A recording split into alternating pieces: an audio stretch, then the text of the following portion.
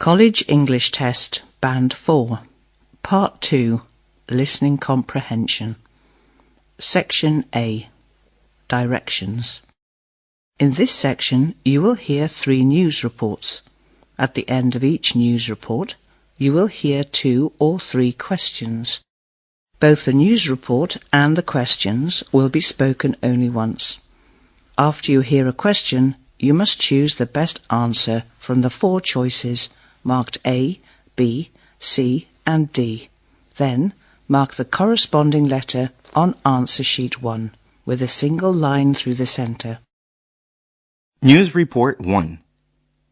France is facing potentially more than $1 billion in lost revenue this year due to huge declines in tourism. Safety concerns have been one of the biggest reasons why the country has lost over $500 million in revenue already in the first 6 months of 2016. The terror attacks in Paris last November were called Europe's worst in the past decade.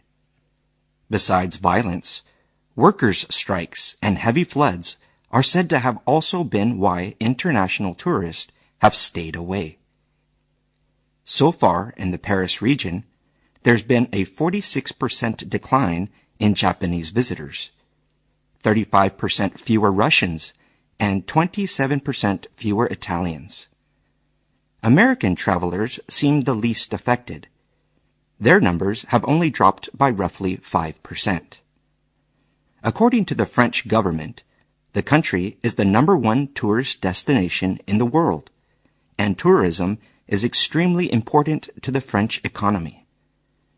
The sector represents roughly 9% of its GDP. The head of Paris's tourism board said, "It's time to realize that the tourism sector is going through an industrial disaster." Questions 1 and 2 are based on the news report you have just heard. Question 1. What accounts most for the huge declines in tourism in France?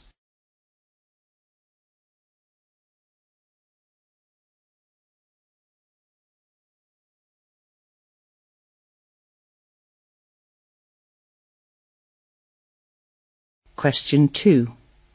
What do we learn from the report about tourism in France?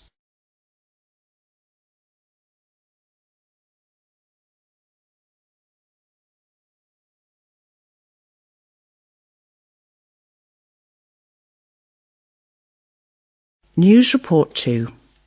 A small plane with 2 sick US workers arrived safely in Chile late Wednesday after leaving Antarctica in a daring rescue mission from a remote South Pole research station.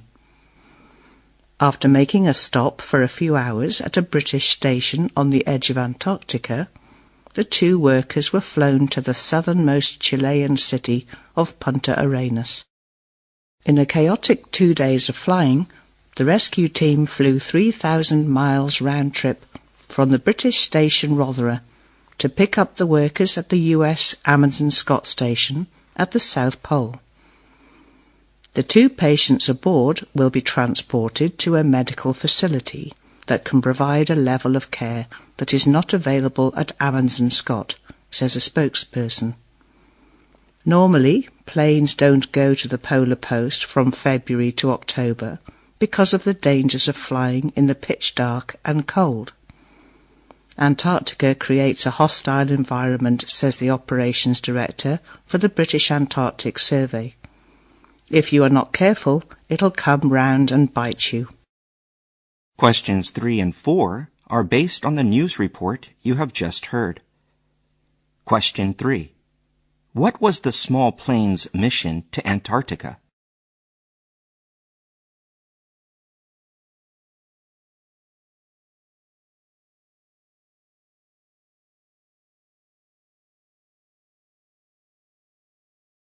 Question 4. What makes flying to Antarctica dangerous from February to October?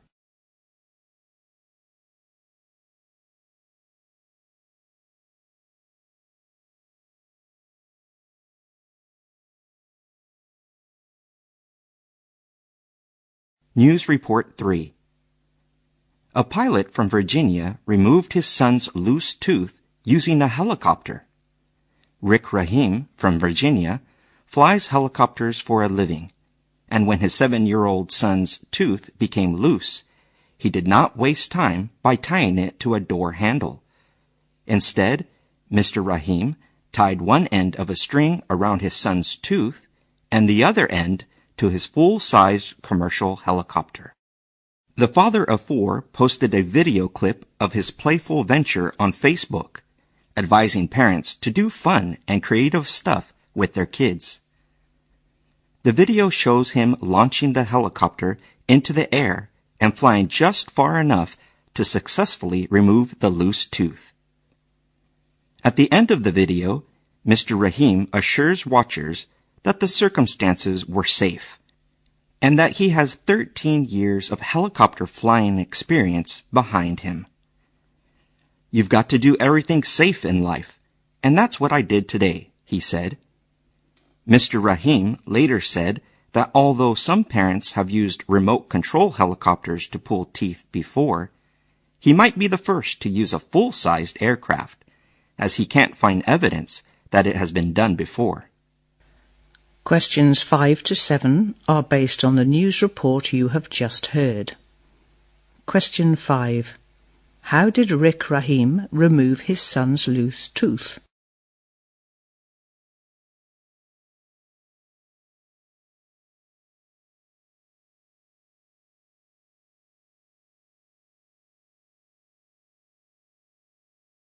Question 6. What does the news report say about Rick Rahim?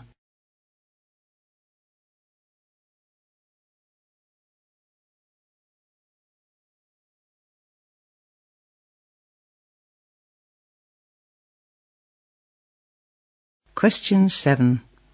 What did Rick Rahim advise parents to do with their kids?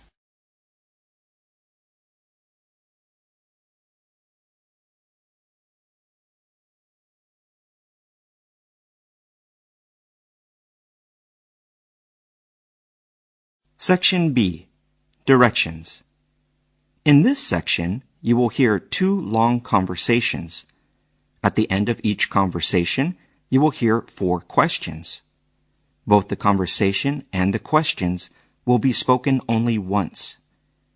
After you hear a question, you must choose the best answer from the 4 choices marked A, B, C, and D.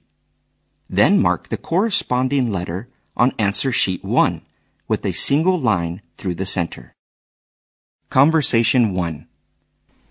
Hi, Emma speaking. Who's this? Hi, Emma. I'm Paul from Hermes Delivery Service. Here's a package for you. Are you at home to collect it? Oh, sorry, Paul.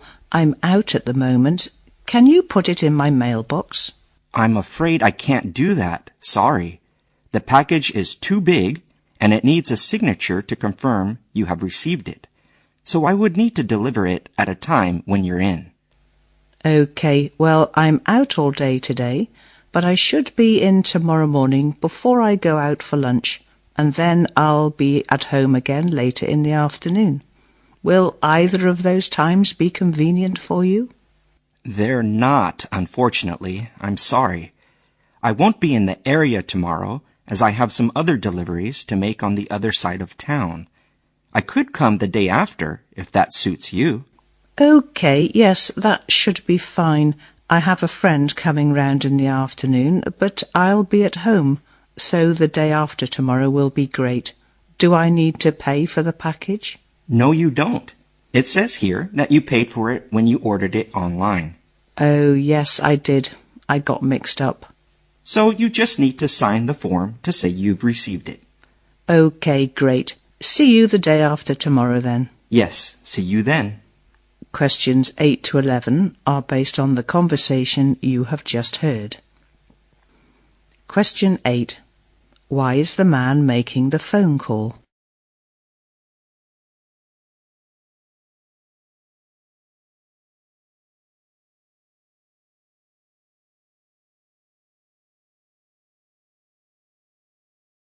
Question 9. Why can't the woman meet the man today?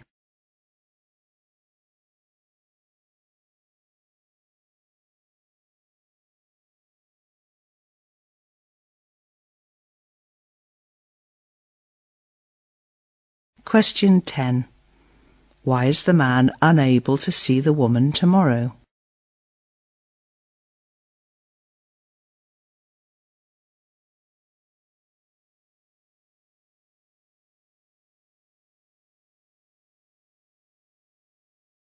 Question 11. What should the woman do to receive her purchase?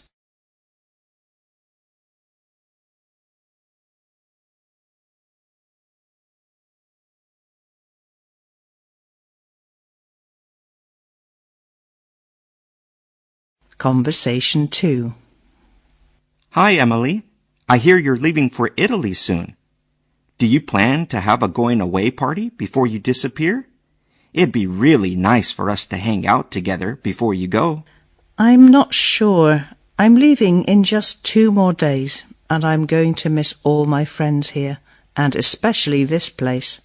Why don't you come over? I'm feeling rather sad, actually. I'm currently sitting alone at a table outside the Black Cat Cafe, listening to the rain and watching people passing by. I'm sorry. I can't just now. I need to get this assignment finished by Monday, and I'm way behind. Anyhow, cheer up. You're not leaving for good, and you'll absolutely love Italy. Yeah, you're right. But I just feel like I'm not quite ready to go, and studying in a foreign country seems a bit overwhelming. Just think of your life in Milan. In the mornings, you can go down to a small local cafe, soaking up the sun's rays and drinking coffee. I envy you. You can buy lots of gorgeous Italian clothes. That does sound nice. And, of course, I can keep in touch with everyone through Facebook. Maybe you can all come visit me.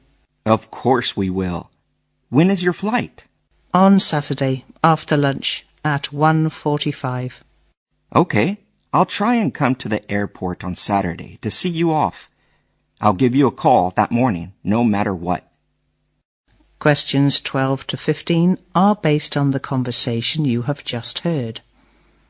Question 12. What is the woman going to do?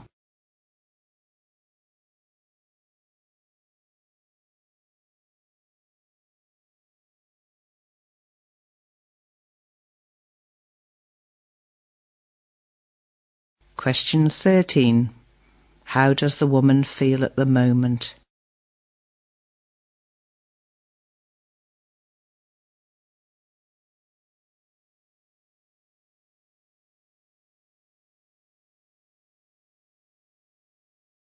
Question 14. Why can't the man meet the woman now?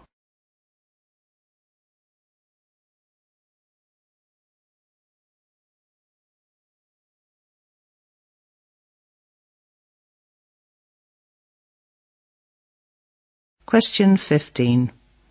What will the man possibly do on Saturday?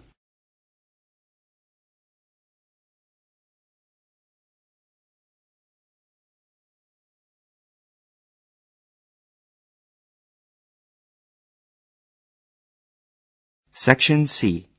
Directions. In this section, you will hear 3 passages.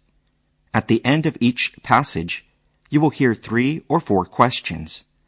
Both the passage and the questions will be spoken only once. After you hear a question, you must choose the best answer from the 4 choices marked A, B, C, and D. Then mark the corresponding letter on answer sheet 1 with a single line through the center. Passage 1. Mount Etna is one of the most active volcanoes on Earth.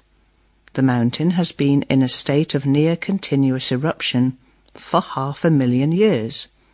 Exploring the Etna geographical area reveals a history written in fire. Before the eruptions, it was covered by forests of pine trees.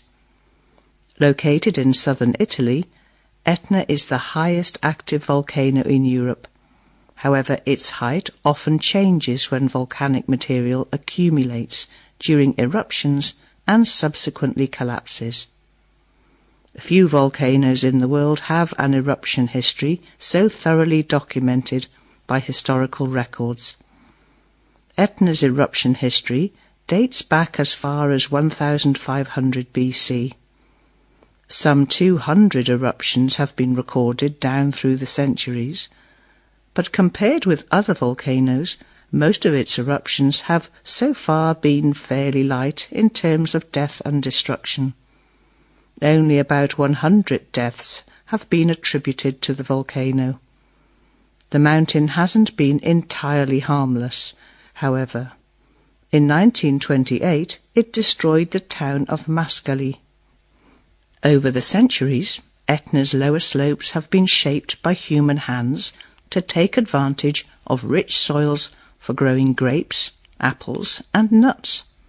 Local people have also carved out over 200 caves in the soft rock and used them for everything from sacred burial places to food storage. Large mammals once wandered the volcano's slopes, but today foxes, wild cats, rabbits, and mice are more common. Some of those small mammals help to sustain such big birds as golden eagles. Questions 16 to 18 are based on the passage you have just heard. Question 16. What does the speaker say about Mount Etna?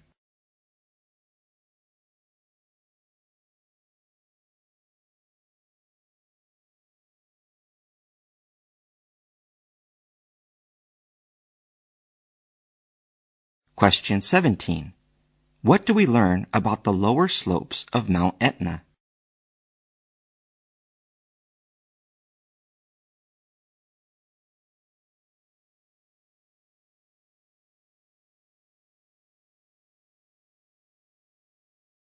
Question 18.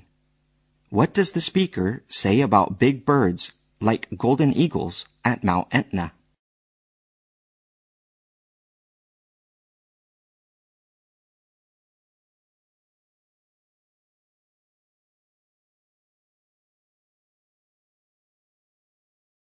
Passage 2.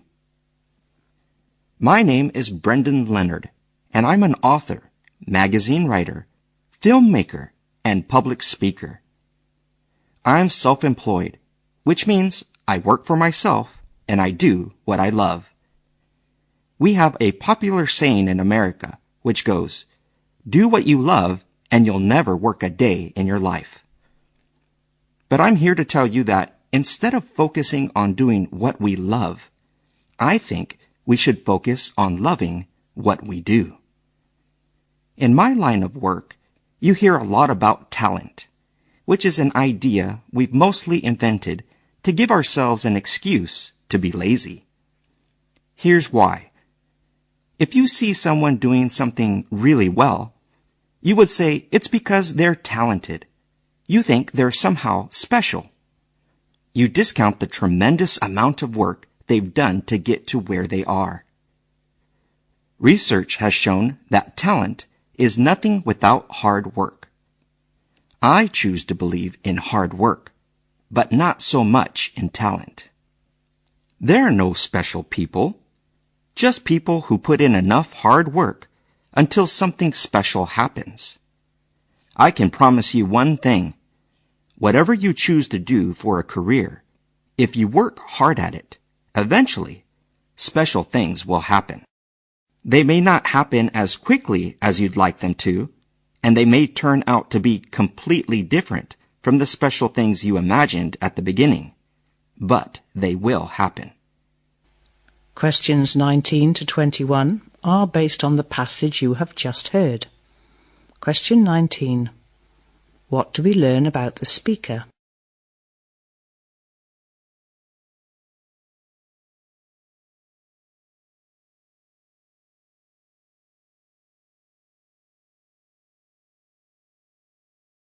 Question 20. What is the speaker's advice to his audience?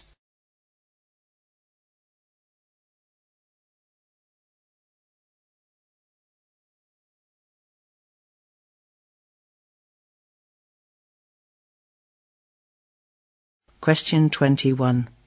What does the speaker say about talent?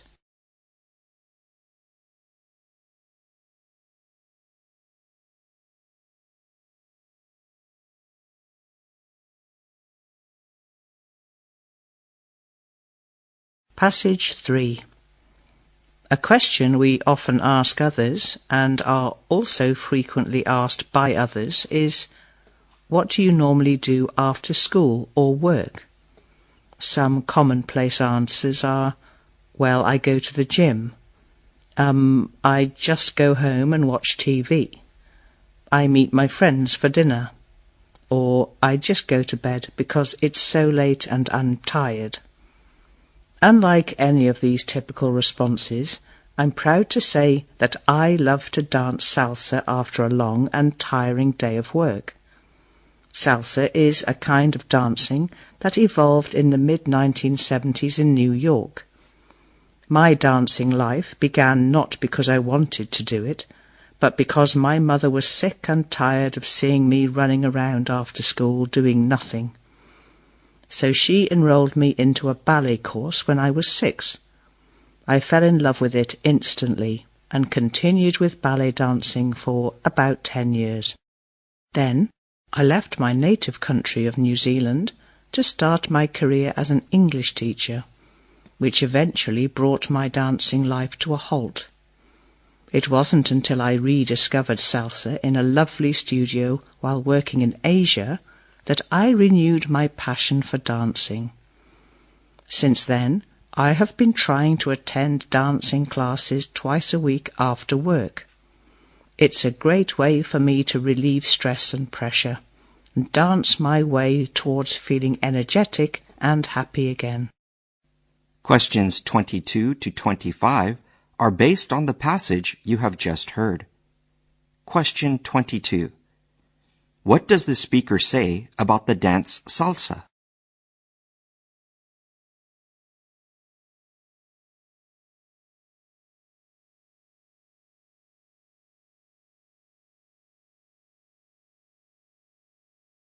Question 23. Why did the speaker's mother enroll her in a ballet course?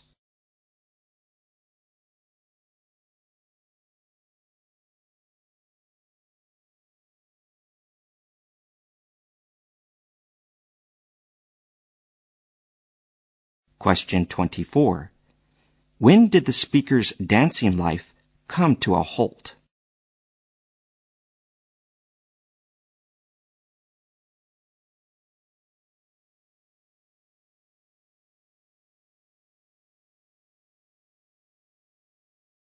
Question 25.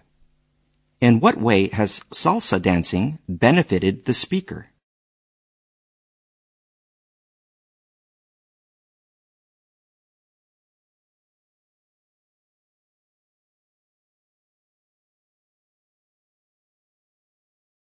This is the end of listening comprehension.